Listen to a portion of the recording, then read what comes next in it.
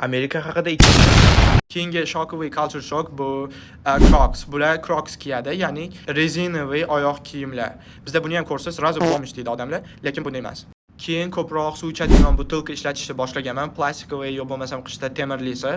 Chunki har bitta student o'zini shunaqa butilkasi bor, suv ichadigan. Eng qizig'i, bularda soat kechki 10 dan keyin ko'chada hech kim bo'lmaydi.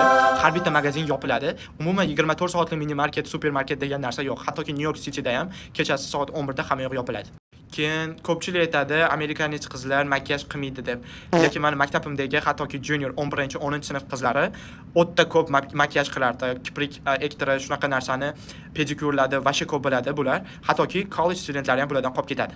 Agar birorta qizni qo'lini so'rasangiz, ota-onasi bilan gaplashsangiz, agar siz o'g'il bola bo'lib turib bokira bo'lsangiz, sizga qizini berishdan ikkilanishadi.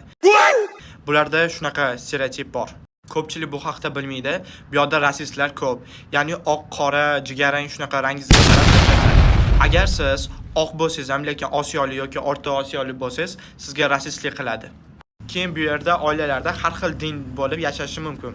Masalan, birinchi men yashagan oilada xo'smamam xristian, dadam katolik va qolgan siblinglarim ateist va boshqa din bo'lishgan. Odamlar bir-birini rosa hurmat qiladi. Agar boshqa dinda bo'lsangiz ham, lekin sizga komfort kerak bo'lsa, masalan, Ramazon oyida yo bo'lmasam namoz o'qishingiz uchun joy, shuni create qilib, topib berishadi.